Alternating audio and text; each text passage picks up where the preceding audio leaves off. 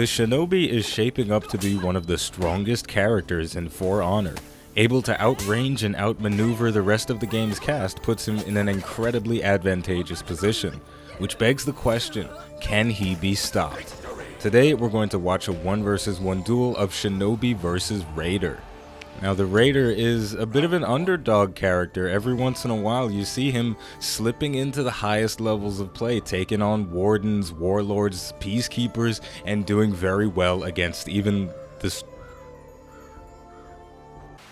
the Raider is an underdog character. He's able to tango with the best of them. So let's see if this Raider is legendary, where the other one ran away with his tail between his legs before he even saw what I was made of. So let's go. Round number 1 is kicking off, going for some quick light attacks, but the second one is going to get parried, and I'm going to take a knee to the face, followed by a light attack. I'm staying up close, trying to slug it out with one of the highest damaging characters in the game, and that is a very dangerous thing to do. Trying to go for a parry on that top heavy attack, and I'm going to get guard broken because of it.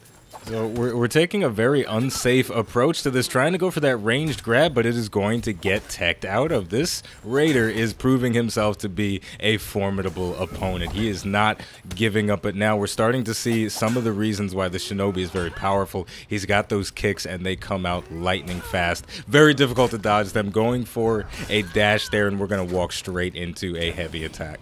So the first round is going to go to Mr. Legendary himself. So that may have been a bit of a feeling out period. In my experience from playing with the Shinobi, I'm only Prestige 1 level 10. All the fancy tricks and all the things that he has that are overpowered, when you go up against a person that's been playing the game enough, they start to seem a bit less effective. And there we're going for a ranged attack, and it is going to get parried, but fortunately we were too far out of range. And here we're landing a deflect, getting some bleed damage on, trying to follow up with a guard break, but that is not a guaranteed maneuver. Our light attacks are getting parried again, and that throw is going to drain a significant amount of stamina, but my opponent got a little bit greedy there, trying to land a top heavy while I was knocked to the ground, but he landed a parry follow-up anyway. Gonna parry his zone attack and knock him on his ass for once. So we got a lot of back and forth going on here, trying to get that kick out with the guaranteed heavy follow-up, using that backflip as well, but that will be dodged. And unfortunately, we stayed up close and personal for a little bit too long, and we got bopped. We are already down 2-0. We're going to have to win 3 in a row if we want to make a comeback here. So we've got our work cut out for us, especially since this guy, he knows what he's doing. He's parried so many of our light attacks, and that is not an easy challenge, especially from the Shinobi, whose attacks are incredibly fast. So we're winding up that heavy attack, but we're going to feint it into a dash and follow that up with a kick. Going for a ranged guard break, but that move is not going to work. And look at the damage we took as a result. But now we're staying up close and personal, not going for that backflip into the ranged guard break for fear that it will get teched out of. But it looks like the standard guard break are going to prove to be much more effective. It seems like he wasn't expecting that. The timing is a little bit different for the ranged guard break versus the normal guard break for the Shinobi. So maybe a little bit of a mind game going on there. So we're taking it back. We've still got a very long and very steep uphill battle if we want to win the whole thing.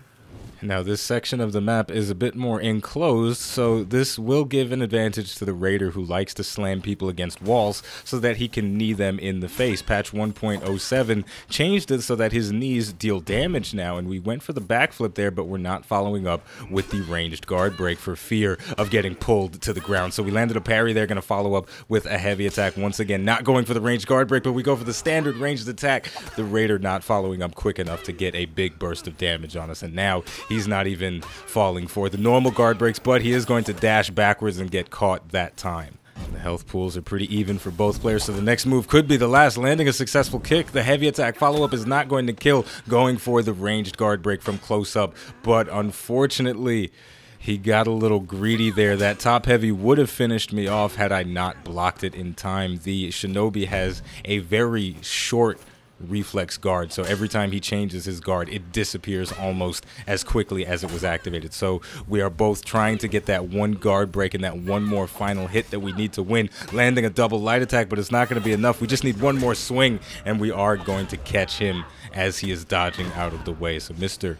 Shamble Shanks, who I'm just going to call the Raider because this man is a true legend, he's officially been put in a very tense situation. He could walk away with the win, or he could walk away with his tail between his legs. So let's find out if we can make something happen. Going for the zone attack. It is not going to get parried. We're using that double light. Finally, a ranged guard break is going to land. We're not going for the full follow-up combo after that, because our stamina was a bit too low, trying to get those guard breaks from the neutral position, but it's not going to work. We're going to take a knee to the face, followed by a light attack to the top of the head. Both of us are at a pretty even amount of health. Things could go either way. If I land a few good hits, I'm going to win, and the same is true for my opponent. He's going to land that stunning tap, feinted it from the side heavy, but he whiffed a guard break, and he's going to take a bit of punishment for that. We could have gone for a double light attack there, but maybe didn't realize the first one was going to connect, and then a neutral guard break is going to be the move that seals my opponent's fate. So we walked away with a victory. We came back from a very big deficit. We had to really, show everything that we were made of there. Now we're going to watch one more fight. This time it is Shinobi versus Orochi. The two assassins of the samurai faction are battling it out for dominance here. Round 1 out of 5. Let's see if we can make something happen. Now it's very obvious that the Shinobi is considered more powerful than the Orochi. They have a much longer moveset, but that doesn't mean it can always be used effectively.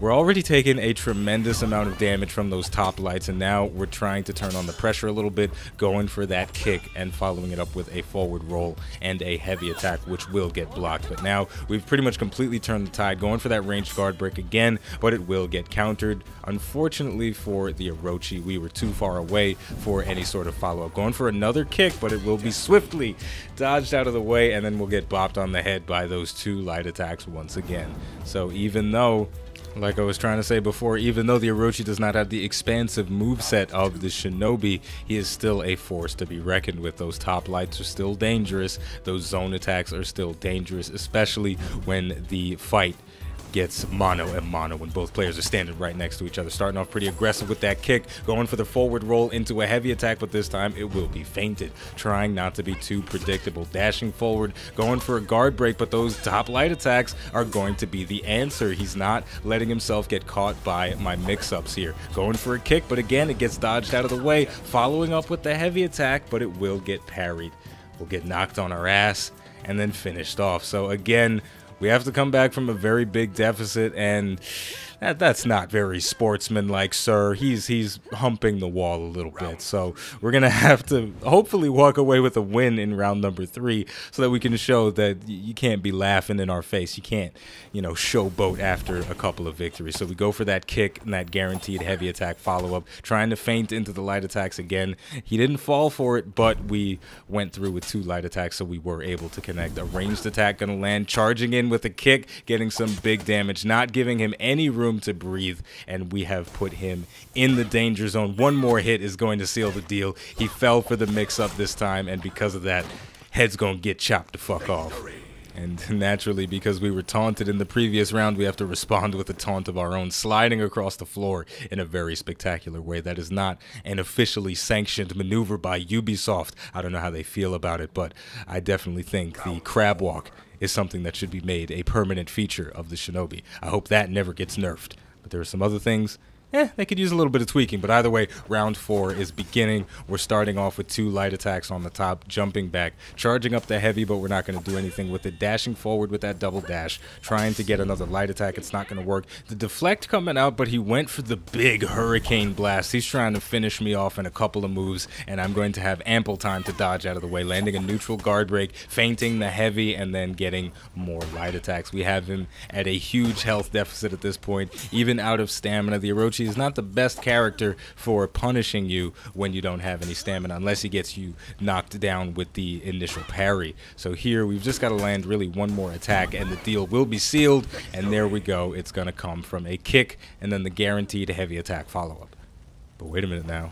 The crab walk is going to come out again, and dare I say, that is truly the ultimate technique of the Shinobi. There is absolutely no way to counter that move. But on a serious note, we got to start playing some epic music for the final round. This is going to decide who is the official assassin for the samurai faction. At least in my world, we're going for that trip. I believe it is called tackle, but we got greedy there trying to land a heavy attack afterwards. You can land 2 light attacks, trying to double dash into a guard break, but the light attack is going to ensure that that does not happen. So we are at a big health deficit at this point with only 2 bars remaining. That storm rush would have actually been enough to finish us off, but he canceled out of it. That's very fortunate. We have a second chance for victory here, going for a heavy attack, but the double light attacks are going to bop us out of it. He tried to finish us off with the zone, and I'm pretty sure that would have connected, but the wall is going to be our savior for this one. And now we are still in a deficit, but just a few good combinations will be enough to win. We blocked the top light. We're trying to get an attack in, but it is just not going to work. Wasn't fast enough. Maybe another light attack would have done the trick, but the heavies on the Shinobi are a bit slow, so we're going to walk away with a defeat. And as far as I'm concerned, from this match alone, I am officially saying that the Orochi is still the #1 assassin for the samurai faction. But seriously though, the Shinobi's a very cool character. He's very powerful. They're obviously going to balance him at some point. You know, he's a bit strong right now, but hey, there's still people that could whoop my ass, so you know, I wouldn't be upset if they left him as is. On that note though, the name of the game is For Honor. The name of the channel is iBluairJgR Gaming for Comedy. Thank you for watching, and I'll see you next time.